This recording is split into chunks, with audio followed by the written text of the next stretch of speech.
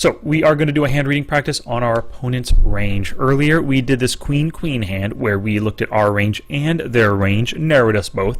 But now let's see what we can do. We looked at every other position, all these other winning hands. What's another one? This is from Carbon as well. We have a Jack-8, which is a crappy hand in the small blind. We call and then call again. Let's see, then we check, we raise, and we bet. So, oh, that looks good. Looks like some good action on this hand. It's a small pot, but at least there's some action. Should give us a good opportunity to narrow our opponent's range. Hopefully, we shall see. Oh, interesting. A heads-up hand right here. Okay, so we are looking heads up with a player. We've got to assume they're an 81-8. They're playing a ton of hands. It's heads up. I don't remember this hand at all, actually, but whatever it is, yeah. Don't remember even playing. I guess I started up a new table or something, and then he was already sitting, or he sat at my table, whatever. Oh, I'm up a little bit, up to $30. So let's get this going right here. 87451363-93. Great. So Jack-8 off on the button, heads up hand. Let's see what happens here. So we decide just to limp. It's heads up. I just want to see a flop, and I'm also limping right here. If he lets me see a flop cheaply, I get to see it in position, which is great. Super passive player. So if I hit something strong, I can hopefully get some good value out of the guy. And then he raises just a min raise, so I call. So what is in my limp calling range? Let's see here. Open limp call, a min bet versus a fishy 81-8 player, and it's just heads up. So oh, I'm sorry, not my range. We're thinking about just his range right now. His range is, we have the Jack-8 club diamond. Oh, we won't enter that yet. His range for coming in for a raise, he is an 81-8 player. He doesn't raise a ton, but it is a heads up pot. I don't know about, oh, we can look at 25% and cut out. I think if he limps, he's going to want to see pots with a lot of, he's not going to raise, maybe not those bottom pairs. Let's keep all broadways in, suited and offsuit. Ace-9, we'll keep in. Let's put in all the suited aces as a raising hand. King-9, I'm thinking he's often just calling with this stuff. Maybe just calling there, calling all the broadways we can say he's raising with, because we can be limping with a ton of weaker crap right there. Raising 7s are better. Raising 9-8 because it's a decent suited connector. Lots of players like playing those. And maybe he's just trying for a really cheap steal as well. So let's narrow him down to this. We can see overall he only raises 8% of the time. But we'll make him nice and wide. We'll probably be able to narrow this down quite well, I would imagine. So 20.5%, 272 combos.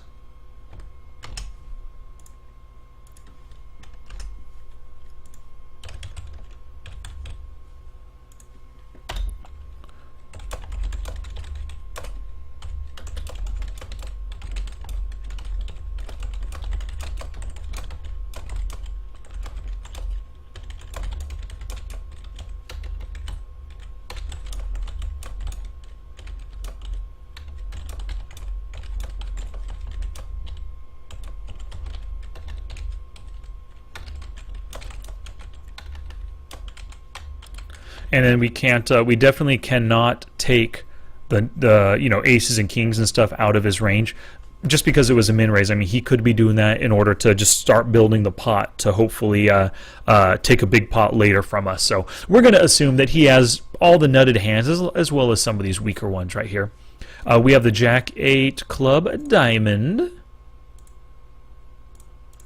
So our hand versus his range, we only have 32% equity. But as you can see, before we made that call right there, we only need 25% equity. It's just really small. You know, we're calling 25 cents to win a total pot of $1. Only need 25% equity. 3-to-1 odds. It's worth making the call. And we have position on him post-flop. So let's see what happens.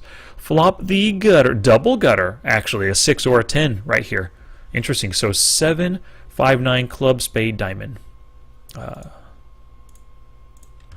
On that 7-5-9 board, we actually have 41% equity because we have a lot of outs. We have one overcard as well. But actually, any hand that he has a better, any non-paired hand has a better overcard than us, actually. We have Jack 8. I mean, he even has Jack 10 in his range, that kind of a thing. So, yeah, currently the only thing that gives us any equity at all is possibly hitting a Jack if he doesn't have a Jack, or hitting our straight. 8 outs to the straight. Nice. So at this point, oh, well, we don't know their flop range yet. Let's see what happens. He gets to act first. He just checks. We check behind. Okay. So what is a checking range on this board? Dollar pot, 12x behind. If he wants to get it all in, he's got to make some kind of a bet with his really good hands. Unless he has a set or something, he's probably raising all of his over pairs, all of his pairs, or all of his top pairs to try to build the pot to win something. Because right now it's just $1. I mean, he's got to build it. He's got to bet to build it. So sets, let's remove the sets from his range because I think sets are, like I said, betting. Betting to start adding, to start getting some value. At least 50 cents. Just a min bet to start building the pot. 2 pairs are betting.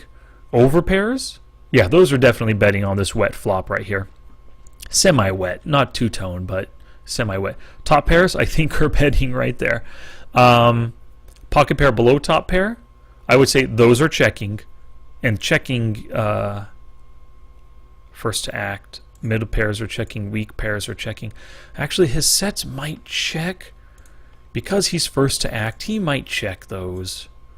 Gosh darn. Because he checked, I mean, can he really be checking his overpairs? I think overpairs got a bet, but sets are so strong, he's not worried about anything. It's not like a monotone or two-tone flop. Because oftentimes sets are scared of flush draws. So let's keep those in his... We got to keep some strong hands in his checking range. But I think the overpairs and the top pairs right now are probably betting. I would say so. Out of position. Just to get us to fold some overcards. In case they hit on the turn, he wants to get value out of us now. Get us to fold those or get value out of us for those. But pocket pair are checking. Middle pair, weak pair. Ace highs are checking. No made hands are checking as well. Gut shots, overcards are checking. So his 2-card backdoor flushes, okay.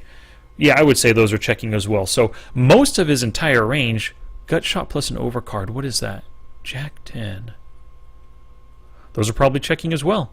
I mean, look at that. This guy is checking a wide part of his range. 82.3%, I would say, is checking here. 82.3 and 190 combos.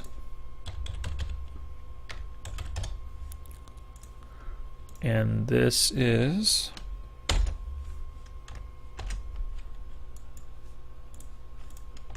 that range right there.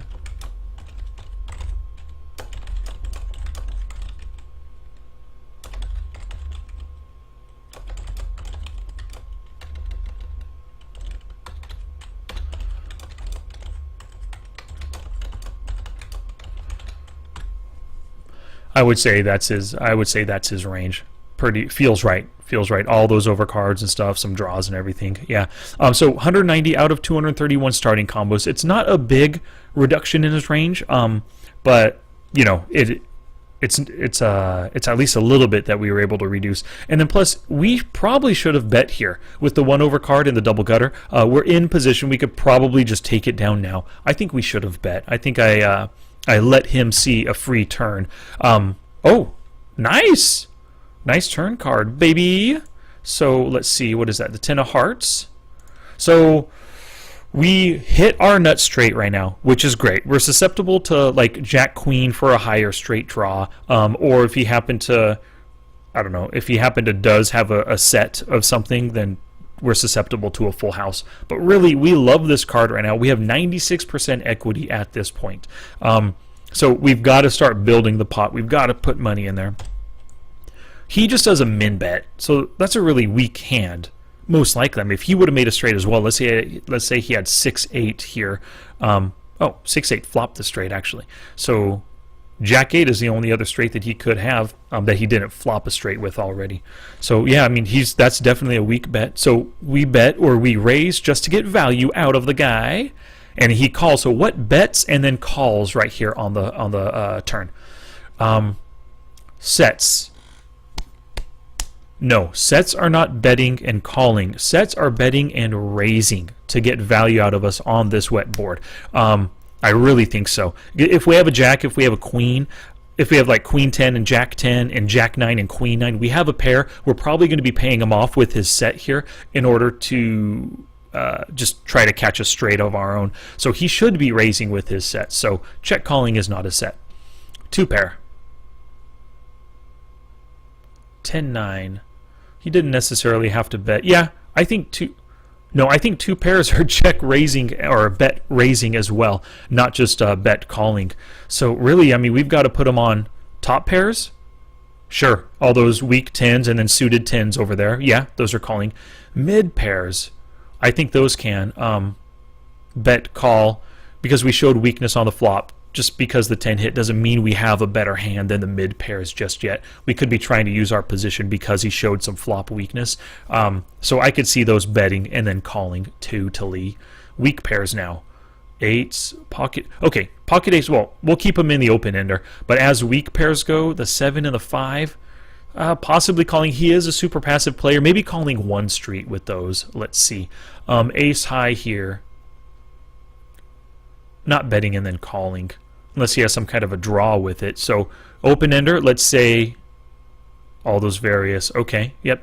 So those are betting and calling. Gut shots here. A lot of these have a pair plus a gutter. They have overcards like the ace jack suited, the ace 5 suited. So let's remove some of these, or the ace 6 suited, because that's an under gutter. It's the low end. He just needs an 8, and it's just not a good draw. But everything else is a high gut shot, or a pair with a gut shot even. Yeah, so let's keep those. Let's keep the rest in. So we basically just removed 4 combos right there. That's it. Overcards are not betting and then calling. They're betting and then folding right here. So I think this is his bet calling range for sure. We took out some of the strongest hands, just got some weaker hands and some draws. So 119 combos. So 68%, 119.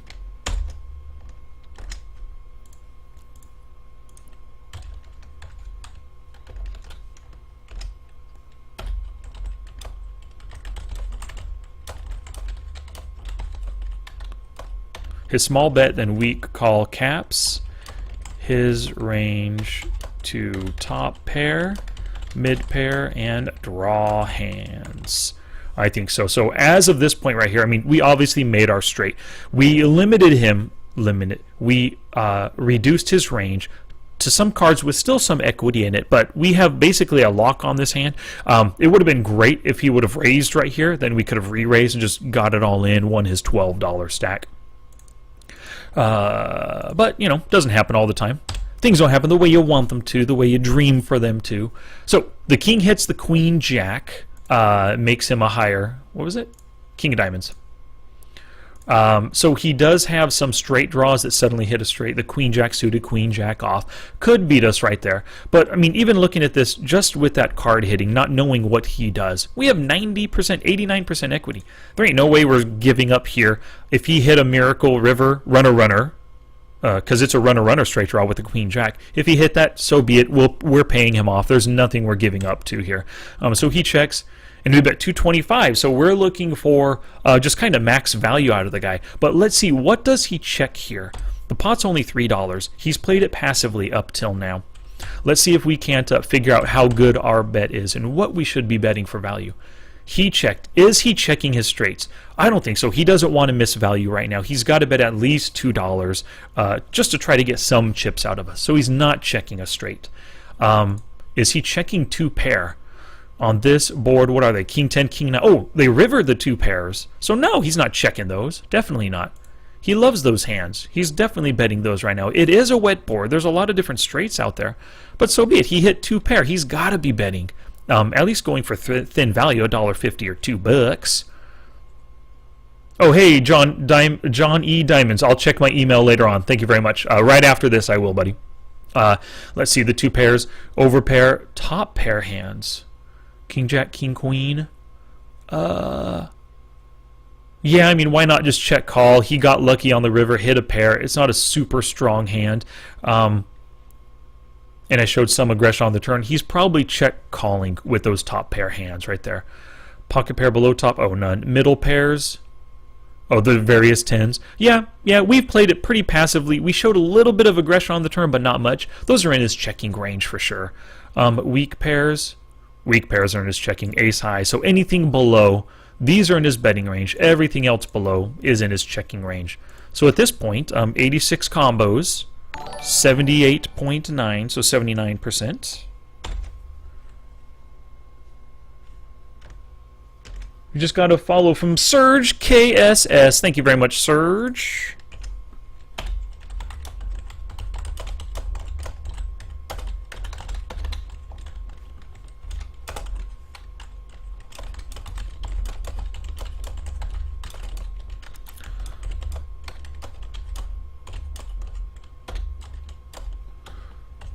Sweet.